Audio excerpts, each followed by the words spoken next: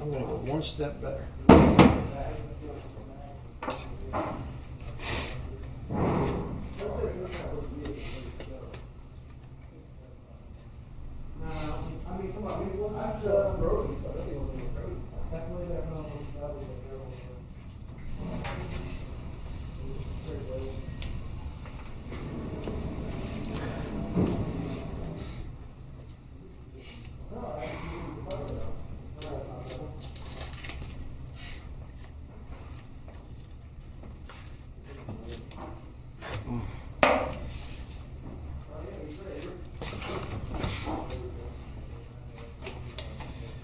Anybody ever own Firebird?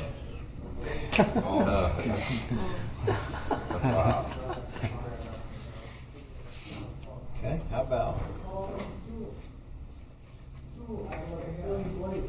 hanger, a skirt hanger? Nice. That's how it looks. Just 100 times smaller or bigger.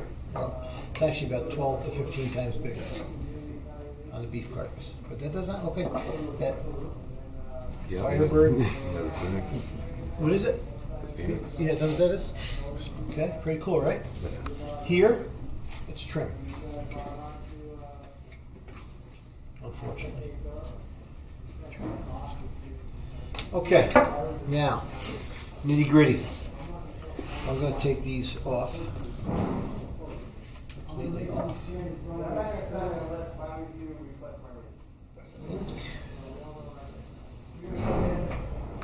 Ink.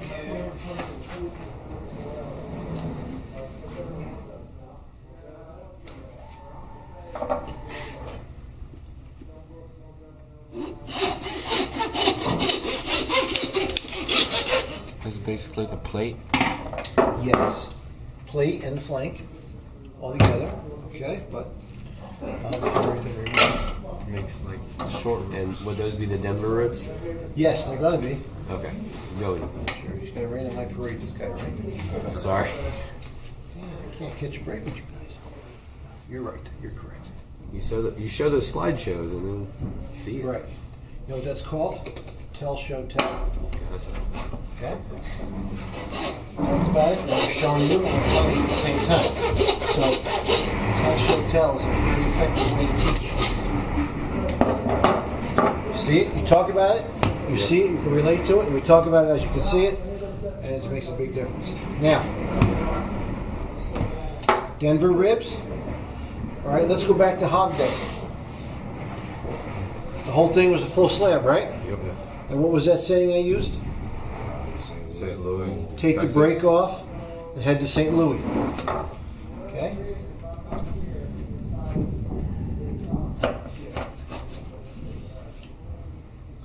Here's your Denver ribs. Okay, typically we cut off back in here. like. All right.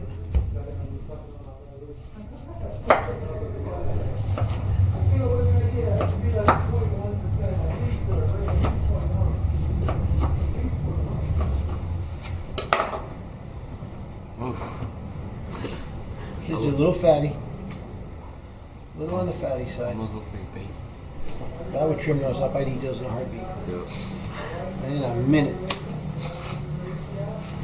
I love the sounds we make in here. It sounds like we're watching swimsuit models, but we're just looking at meat. Ooh. Ooh.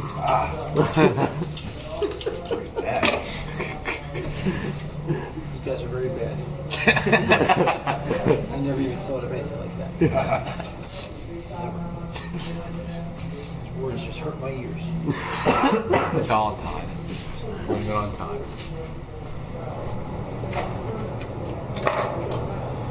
Now, not a good example because it's not really that lean, but you'll see where it comes from.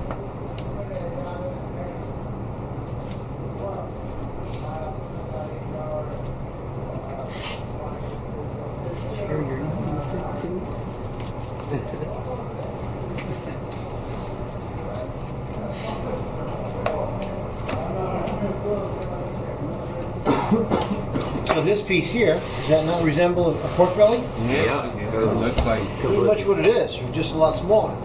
Now what I would do if I was making lamb bacon, I would wait until I got some real heavy lamb breasts, or some heavy ones. They have to be like half again as thick as this.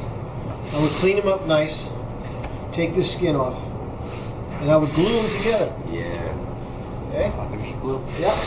Transglutaminase? Huh? Yep. Transglutaminase? You used it? Yeah, I used it before and it was really, really Pretty one cool of the stuff, coolest right? thing, yeah. Yeah. Several years ago, when Chef Dean Felder was my dean, I asked her, I said, Dean, I would like to teach my students how to do lamb bacon.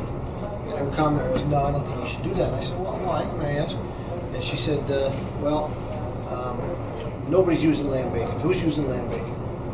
Nobody's using lamb bacon. Why waste their time if you teach them what valuable things? I said, okay, no problem. So I went on my way. It wasn't 3 weeks later. In the New York Times, the Wednesday food edition, big cover story on lamb bacon. I was cool. I just cut it out. I didn't say a word. I just folded it up and I shoved it underneath the door of her office. Walked away. Didn't even put my name on it. Just did that. She came down the next day. Okay, chef, you win. She was so cool. That's a good enough reason to teach people something like Yes. that. Because nobody else is doing it. So. Thank you. My thought process exactly. A lot of the things I teach you is what's out there. You know, it's what I do that nobody else does. You know, my thought process. People have choices. Customers have choices. What are you going to do to make them choose your restaurant and not hers, or his, or yours and not his? What are you going to do?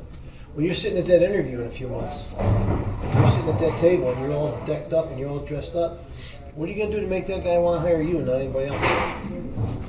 What are you going to do to separate yourself? Okay. That's where I hope that some of the things I've taught you will come into play. So, chef, So, anyway, for this meat, can you almost like dry cure it to make like a I've never cheddar? dry cured this. I don't know. I never have. I have made lamb prosciutto Yeah. out of the legs. Okay, I didn't care for it. I thought it was just way too strong. Yeah. But this I've done many times. Glued them together. Okay. I had some pork bellies not too long ago that I had gotten in my store. See now here, I would peel this back. Just want to show you what this kind of crazy stuff that I would do. Peel that back. Shave that out of there. All right.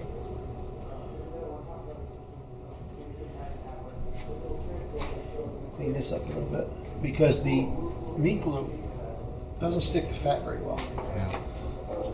Only protein to protein. Protein to protein, right? Bring that back in there. And that next piece would go right on top of this piece, and I would just try and trim it and fit it, do whatever I had to do. Maybe I would peel these, put these in there. Okay? You know, I would just put a lot of flesh in here that I can get in there. And then, powder everything. Powder everything, put it all together. The other thing was when it gets cooked, I thought it would be noticeable, but it's all gone. Seamless. I have a restaurant. Are you guys familiar with what he's talking about? What we're talking about? Yeah. For you? What's that? I know of it. I've never used Okay, I'll tell you how I just recently used it in my shop. I have a restaurant that wants me to make them perfect 8-ounce tenderloins. But I got to stay cost effective because why would they buy it from me when they go to a supplier and get it? I cut them by hand. So what I do is I take 2 tenderloins. Now you know a tenderloin is big on one end, it tapers down to nothing on the other end, right? And we clean it all up. You saw me do it, right? Well, let's picture my forearm as a tenderloin. Up here is the big side. Down here is where it tapers down to nothing. Well, what happened if I took 2 of them? And just kind of found that happy medium. Perfect. Okay, just slide them back and forth to where I get to the point where I'm like, same distance all the way through. Open it up, powder it, bring it back together, wrap it up in plastic, really super tight, right? Put it away for 6 or 8 hours, 10 hours. Cut them in the next day, start cutting steaks. I get $17 a pound when I do that. And I don't throw any of the trim away. So, yeah. You don't have to worry about the ears, because the ears, you're going to glue all the ears in. And if they're big enough, you take the ears off separately and glue all them together, okay? These are the little flaps on the side. Yeah, the ears and the wings, yeah. You can take them off and do them up individually. You know, it's a lot you can do with it. But here's the problem that a lot of people, chefs today, are doing is they're abusing it. Yep. They're Definitely. collecting trimmings throughout the course of a week, and then they're trying to lump them all together and make something out of it. Well, you've got bacteria all over the place here, and all you're doing now is you're locking that bacteria in. But here I just took this piece of meat, and if I didn't show you the Denver ribs, I would take the other piece of meat immediately, put them in here, I would have put these in here, I would have taken the skin off of these, I would have put these in here, okay? And our exposure to bacteria is limited. But if you start taking pile of strips of meat and piling them into a bag, and 4 or 5 days later you're going to go and start gluing them all together, that's pushing the envelope the wrong way, right? And that's where, like any other thing in the world, a good product gets abused. Okay. Okay. So is that why that you can buy like filet mignons at the grocery store for like $4? No, that's all Australian beef. Oh, it's just Yeah, cheap. it's either Australian or cheap shit. Okay. That's all it is. You would never see a grocery store do that. Transglutamase is $100 for 2 pounds. Okay, so it's not even cheap. Okay. No, it's $100 for about 2 pounds. All right, next step, I'm going to come in, I'm going to separate the rack from the loin. And I'm not going to depend on my eyesight, I'm going to feel each bone. 1, 2, 3, 4, 5, 6, 7, 8. And I want to run right down in between 8 and 9, as close to the middle as I can get. Go right to the backbone. Turn it around. See, now I could just easily go like this and come back up the other side, but suppose I make a mistake.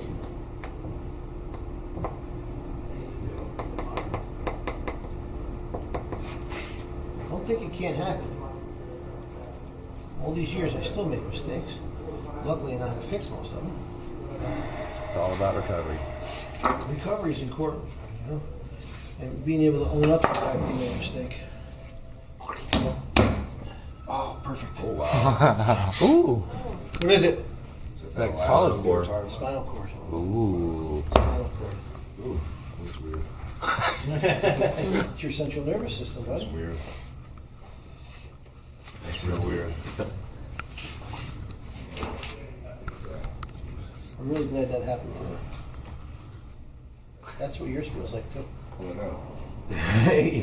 You would know. I gotta know what my Seems like squid. Yeah. Yeah, exactly. Half cooked squid. Okay. I've tried to pull it out before, but it just doesn't work most of the time. Okay. And if I squeeze this out, it'll be a very pasty-like material that will come out of it. Okay, it's pretty rough. If you got a weak stomach, it's not something you want to play with. Porn. Okay, now, I am very safety conscious of people that work outside. And I know that this finished product is going to end up going in the freezer. And then they'll bring it out and they'll cut it on the bandsaw. Well, you guys probably haven't worked on a bandsaw yet, but it's one of the most respected machines in the industry that I've ever worked with. And you always want to make sure that you're 5 steps ahead of the safety, because that machine is very unforgiving, and usually when it comes off, they don't go back on. I have seen fingers reattached, but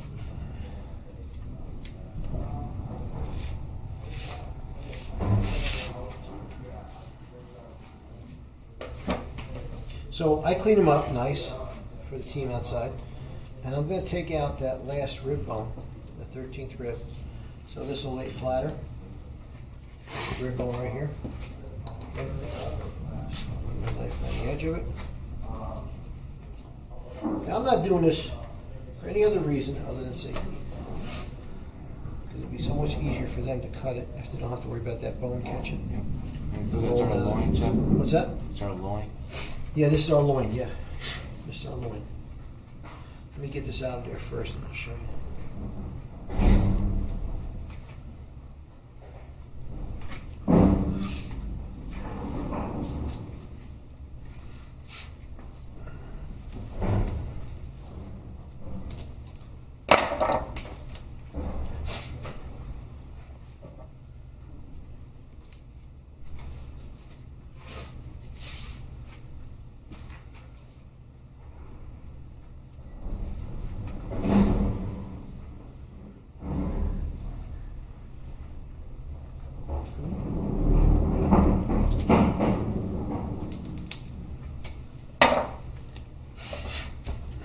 Okay. 13th rib. Now, I got something that will lay nice and flat.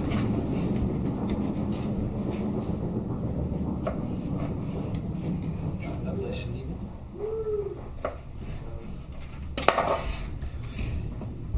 Now, the double chop that we showed you before was a matter of cutting right across both, leaving all of this stuff in. Just cut right across the two of them, lay it out on the table. Oh, it's got to be such a beautiful sight. It's got to be. So now these are ready. These are trimmed enough to go to any kitchen, just the way they are. And I've taken all the, well, not all, I've taken a good portion of the risk out. Cutting these on the bandsaw because they'll freeze them flat. They'll open them up and they'll just put them on the sauce. They'll split them and they'll just put them on the sauce, start cutting. Okay. So there's your loin.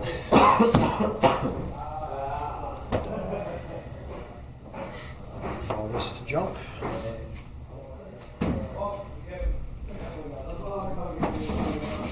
Mixed up here, don't we? Balls have to go over here. That goes over there. Sorry about that. Okay. Trimmings, junk.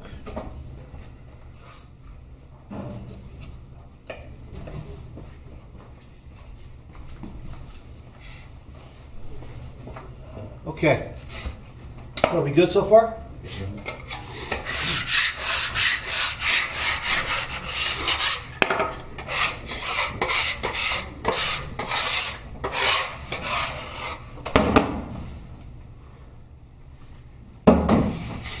Okay, now I'm going to come in, and I'm going to make my cut here and here.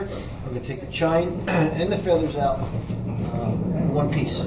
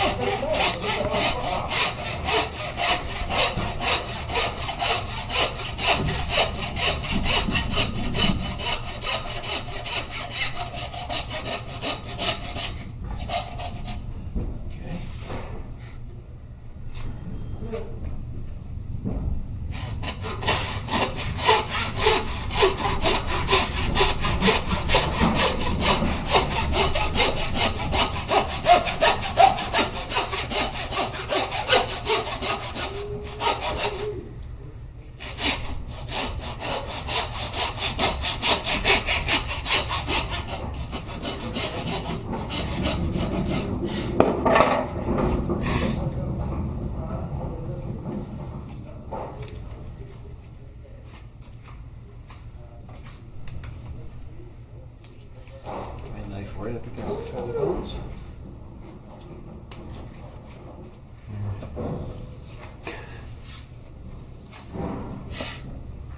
Wow. Look at that. This is not hard. This is not hard. This is nothing that every one of you can do this. All you gotta do is know how to run along the edge of the chine to stop when you hit the feather. All right? That's it. It's not hard, believe me. How do you get that little tube of meat out? Well, that was luck. The tube of meat, The, that's my meat, that's vertebrae. oh, I didn't even see that. It looked, from here, honestly, it looked like a little. That's your Okay. that's your vertebrae. The disc is the cartilage in between. Okay. Dope. Okay, so there you have your split chine rack. Send all means maybe just put this in the package. Go like this, put a wrap on it, and away you go. That's called split chine send all. Okay, so you ready for your demo? You sure? All right.